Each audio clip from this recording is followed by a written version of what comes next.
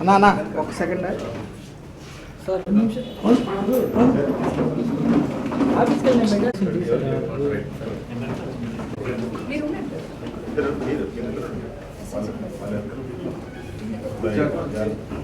Sir ఇటు వచ్చండి sir.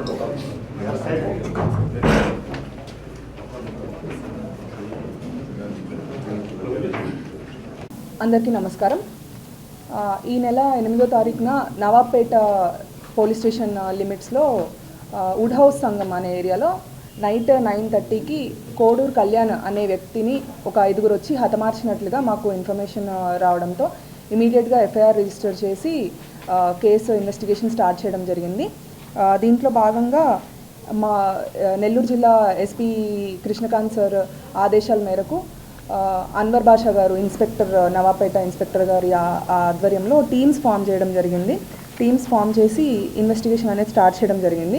So ఈ హత్యకు గల మెయిన్ రీజన్ ఏంటి అని అంటే, సంక్రాంతి టైంలో మన పెన్నా రివర్ దగ్గర ఏటి పండుగ జరుగుతుంది. ఆ ఏటి పండుగలో ఈ చనిపోయిన డిసీజ్డ్ ఎవరైతే ఉన్నారో ఇతనికి మరియు A1 అజయ్ కుమార్ అనే అతనికి ఇద్దరి మధ్యలో కైట్స్ ఎగరేసే విషయంలో గొడవ జరుగుతుంది.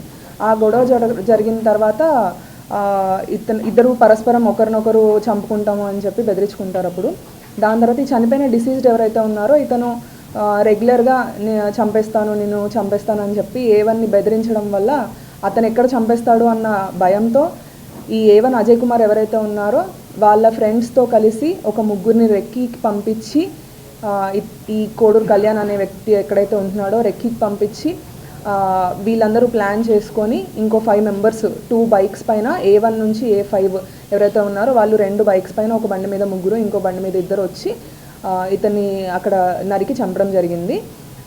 సో ఈ 8 మంది కోసం మేము హత్య జరిగినప్పటి నుంచి గాలిస్తున్నాము.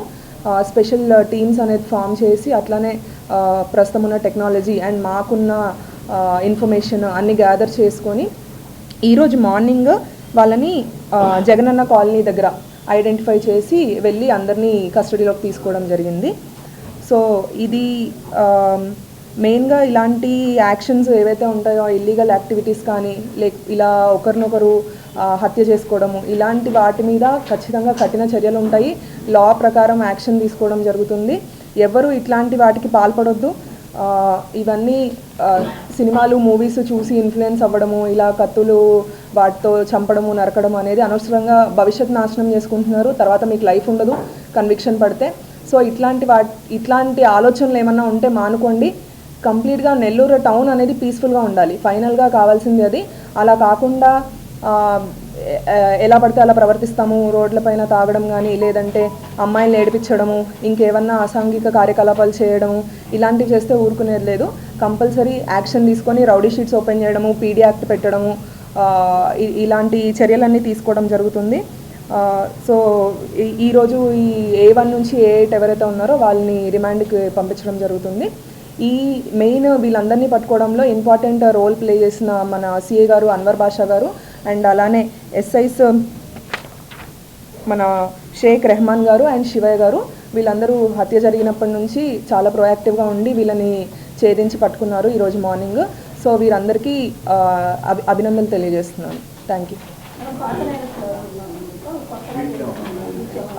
షీట్స్ ఏం లేవండి, షీట్స్ ఎవరిపైన ఏం లేవు. ఒక అతని మీద ఒక కేసు ఉంది.